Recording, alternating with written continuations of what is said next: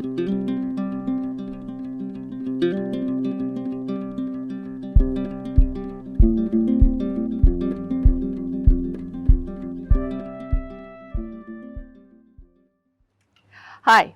I'm Lauren Stringer, and I'm here at the beautiful Anderson Center as part of the Minnesota Children's Book Festival. It's a pleasure to be here, and I'm here as an illustrator today. An illustrator is someone who makes the pictures for stories. I'm also an author, but today I'm not here as an author. Today I'm introducing you to my new book called Looking for Smile. The author is Ellen Tarlow, and illustrated by me, Lauren Stringer. And before you even look into a story, it's always good to look at the whole cover. It'll tell you about the story just looking, and always look at the back, you never know. The title is Looking for Smile. That gives you a clue about what the story's about. There's a bear on the cover. There's probably a bear in the story, but if you turn the book over, it tells you more about what's going to happen in that story. But before I go on with that, I'm going to first tell you a little bit about how I illustrated it, and then I'll share the story with you. When I went home from the writing barn in Austin, Texas, I was filled with Looking for Smile, as well as incredible memories of all the writers I met, and being with the agent Ruben and with my editor Alan. And I sat down and I thought, what does this bear look like? And the very first painting I did was this bear. And I thought, well, what does smile look like? And I simply made a little line of a smile, and somehow that felt like, there's bear and smile. I took a photo of it and sent it to my editor. She loved it, sent it to the agent. He loved it. He sent it to the author who lives in New York, and she loved it. And we all knew that something magic had happened when we all came together around a story, which often happens with stories. Another thing that I do when I start a book is I take the story and I write it really large on large sheets of paper and pin it up to the walls of my studio so that I never lose the story, and it's always there in front of me, almost like a painting. And then I find a journal that feels just right, and I start collecting. I act like a hunter-gatherer, but I'm hunting and gathering images. So maybe a page filled with bear pictures. And then I always staple the story inside the journal, so I always know I have a copy of the story somewhere. So this is Looking for Smile, the way it looked when I first read it. It didn't have pictures. It was up to me to figure out how it would look.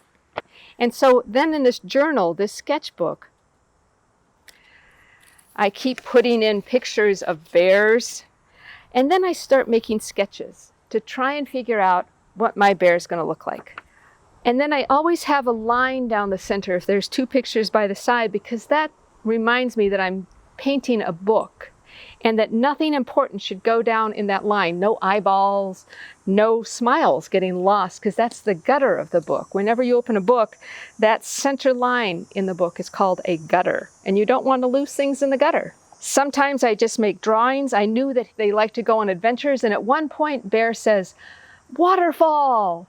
And I'll get to that later, but I wanted to show a page where Bear and Smile went on ventures together, and I thought, well, maybe it could be in a field. Maybe it could be through a forest, up rocks. I did dozens and dozens of sketches in color before then. Thinking always of the words, the author had written, he looks up, he looks down, he looks inside, he looks outside. What does it look like when a bear is looking up? And if he's looking down, what if he's still in the water? Is he looking down into the river? What is it like when he's looking inside and outside? And I always think that when I'm looking inside, my inside eye, I can kind of imagine it, and it often helps to shut my eyes if I'm trying to look inside myself. And so Bear here, I had him cover his eyes to help him look inside better. And you'll see more about that. So basically, my journal is filled with notes, pictures, drawings, and I always keep it with me so I can kind of keep note of how the book's coming together. But since I'm a painter, I also pull out my paints and I start doing little color sketches. And here he and Smile are swimming with ducks and fish.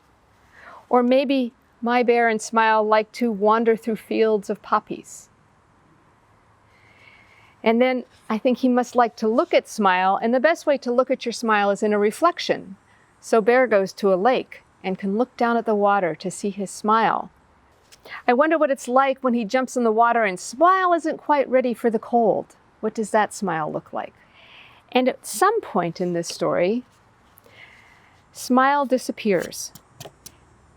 What does Bear look like when there is no Smile?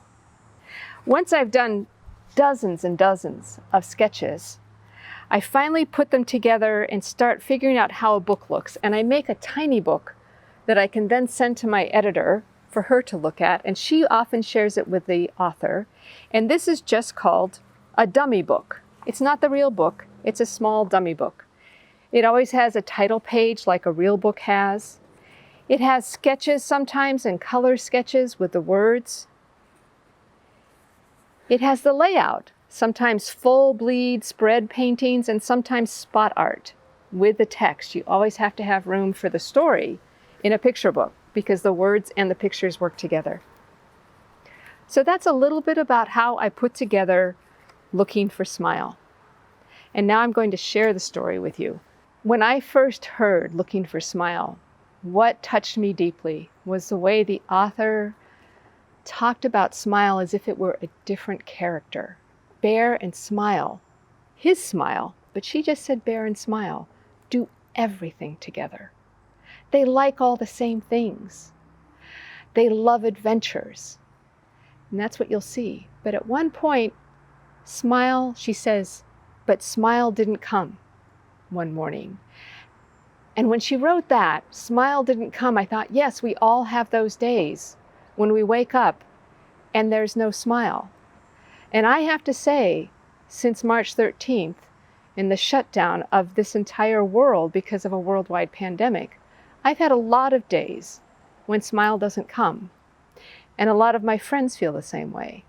And the fact that I can't see my family or hang out with my friends or travel, there are a lot of days when I have a hard time finding Smile.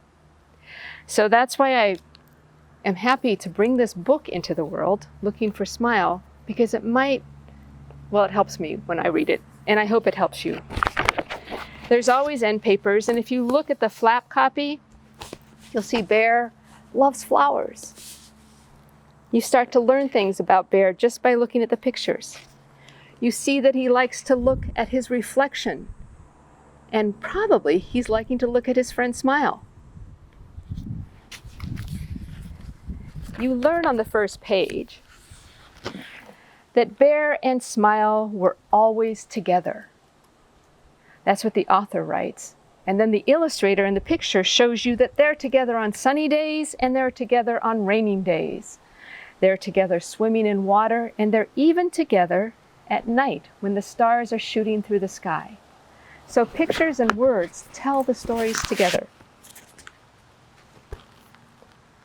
In the morning, Bear woke up, stretched out wide across his bed. Smile woke up too and stretched out wide across Bear's face. "Good morning," said Bear. Bear and Smile liked all the same things. Bear liked nuts and berries best for breakfast. That's what Smile liked best too. They shared them together perfectly.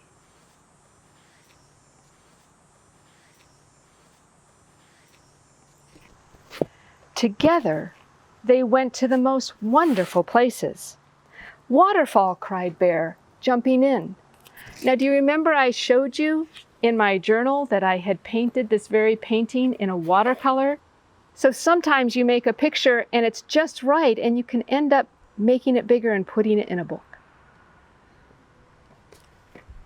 It always takes Smile a little while to get used to cold water, but then they splash together for hours. So you're learning what Bear and Smile, like best friends, love to do together. Bear and Smile loved adventures, as long as they weren't too scary. And here, if you can look closely, they're following bees Smile looks a little hesitant at the entrance of a cave, but then you see Bear and Smile running out of the cave. Big smile, big bear. They would do almost anything for honey, though Smile usually waited until the bees were out of sight. Always together, Bear and Smile.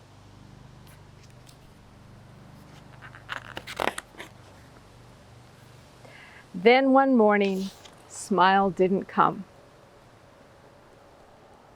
"Smile," Bear called. "It's time to wake up." He waited. "Smile," he called. "It's time for breakfast." Sometimes when I'm feeling really sad and not feeling good about the world, all the color goes away. The whole world just feels kind of gray and dull and colorless. And so that's, even though Bear becomes blue, his world is lacking color except for a few things. Bear sees that nuts and berries don't taste the same without Smile. And then he goes through his room, he's looking for Smile, under his bed, in his closet, and then he opens the door and he calls, "Smile, where are you?" "Hello, Bear," said Rabbit. "What's the matter? You look different." Now, we all have best friends, but then we also have lots of other friends. And friends come in all different shapes and sizes, and we love them for who they are. And Bear has a friend named Rabbit. And Rabbit is one of those friends who likes to solve problems, who likes to help Bear figure out how to fix things.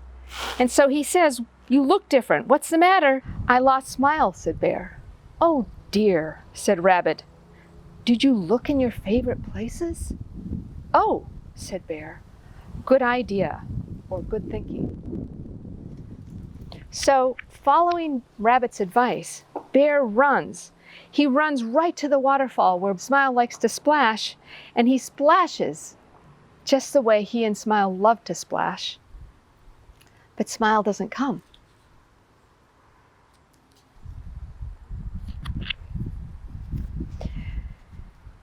Bear looked up, he looked down, he looked inside, he looked outside.